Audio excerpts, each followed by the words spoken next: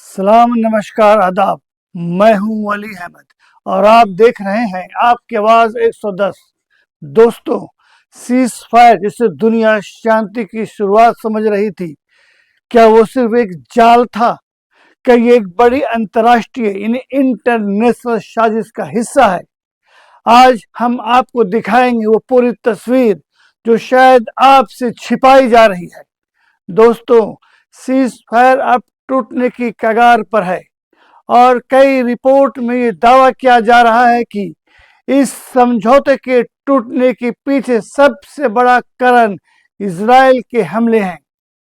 कहा जा रहा है कि इजराइल ने ही पीस डील का उल्लंघन किया और लेबनान में लगातार बमबारी की। लेबनान में जो हुआ उसे सिर्फ हमला कहना काफी नहीं होगा। Beirut, Bekaa Valley, South Lebanon, इन तीनों इलाकों में भारी एयर स्ट्राइक और बमबारी की गई। रिपोर्ट के मुताबिक एक ही रात में 300 से ज्यादा लोगों की मौत हो गई। इन इलाकों में भारी एयर स्ट्राइक किए गए, आम नागरिक प्रभावित हुए, महिलाओं और बच्चों की मौत हुई। इजराइल के प्रधानमंत्री बेंजामिन नेतन्याहू का बयान आया है, लेबनान सीज फायर का हिस्सा नहीं है, यानी इजराइल इस समझौते को लेबनान पर लागू नहीं मानता। सैकड़ों लोग घायल हो गए, कई इमारतें पूरी तरह तबाह हो गई, अस्पतालों में अफरा तफरी मची है, रेस्क्यू ऑपरेशन लगातार जारी है और सबसे अहम बात, ये वो लेबनान है जो सीज फायर की शर्तों में शामिल था। फायर के बावजूद ये हमला सीधा सीज फायर का उल्लंघन माना जा रहा है। इन हमलों के बाद ईरान ने भी सख्त रुख अपनाया। रिपोर्ट के मुताबिक स्ट्रेट ऑफ हर्मुज में गतिविधियां फिर से सीमित की गई। ईरान ने अमेरिका, इजराइल और उसके सहयोगी देशों के लिए स्ट्रेट ऑफ हर्मुज बंद करने का ऐलान किया है, यानी तेल सप्लाई पर अब असर पड़ सकता है। अब इसका सीधा असर सऊदी अरब में भी दिखा। ईस्ट वेस्ट ऑयल पाइपलाइन, जिसे पेट्रोलियम भी कहा जाता है, इस पाइपलाइन की अहमियत समझिए। हर दिन लगभग 7 मिलियन बैरल तेल इसी पाइपलाइन के जरिए लाल सागर, रेड सी तक पहुंचाया जाता है और वहां से जहाजों के जरिए दुनिया भर में सप्लाई की जाती है। इस पाइपलाइन पर ड्रोन अटैक किए गए, कई जगह जोरदार धमाके हुए, पाइपलाइन में आग लग गई, सप्लाई प्रभावित होने की खबर आई है। अगर ये सप्लाई रुकती है तो दुनिया भर में तेल की कीमतें बढ़ सकती है, क्योंकि हरमुज पहले से ही तनाव में है। और अब रेड सी का रास्ता भी बंद करने की धमकी दी है ईरान ने, यानी दुनिया की एनर्जी सप्लाई पर डबल खतरा। कनेक्शन समझिए, ये सबसे जुड़ा हुआ है।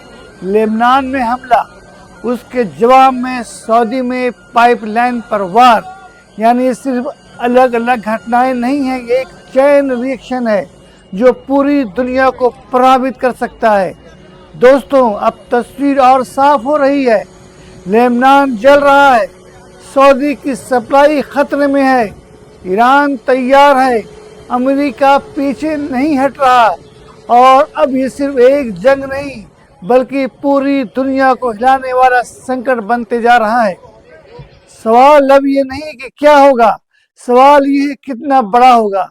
जानकारी के मुताबिक सीज फायर अनाउंसमेंट के बाद पाकिस्तान के प्रधानमंत्री शहबाज शरीफ ने ईरान के राष्ट्रपति से बात की और उस बातचीत का संदेश सीधे डोनाल्ड ट्रंप तक पहुंचाया गया। सवाल यह है, उस बातचीत में ऐसा क्या था जिसके बाद हालात और बिगड़ गए? जैसे ही संदेश पहुंचा, डोनाल्ड ट्रंप का रुख बदल गया।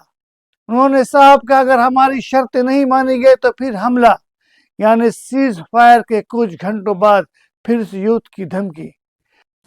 मैं इस हवाले से ईरान के सदर जनाब मसूद पज़ेश्कियान साहब का शुक्रिया अदा करता हूँ, जिन्होंने मेरी जो रिक्वेस्ट थी उसको उन्होंने कबूल किया।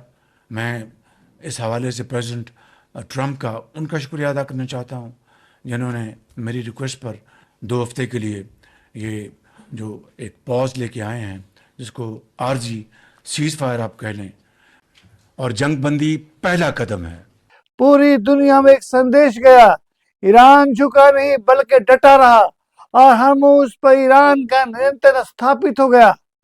मीडिया, अखबार, रिपोर्ट्स, हर जगह यही चर्चा। क्या अमेरिका पीछे हट गया? रिपोर्ट्स के मुताबिक अमेरिका में भारी नाराजगी। 60% से ज्यादा लोग मानते हैं इस फैसले से अमेरिका की छवि खराब हुई है। हाउस ऑफ रिप्रेजेंटेटिव में कई संसद इस्तीफा देने की मांग कर रहे हैं, यानी ट्रंप पर अंदरूनी दबाव भी बढ़ रहा है। इजराइल में विपक्ष के नेता यार लेपिड का कहना है सीज फायर का फैसला नेतन्याहू से बिना सलाह के लिया गया है। ईरान ने चेतावनी वार्निंग दी है। लेबनान पर हमला सीज फायर का उल्लंघन माना जा रहा है, यानी सीधा टकराव की संभावना। ईरान में संदिग्ध धमाके हुए हैं। रिफाइनरी पर ब्लास्ट, एक द्वीप पर धमाका हुआ, शक टाइम आईडी पर, यानी ड्रोन अटैक। लेकिन ईरान की तरफ से अब तक कोई आधिकारिक बयान नहीं है। सीज फायर के बीच में हमले क्यों? कई जगह हमले जारी हैं।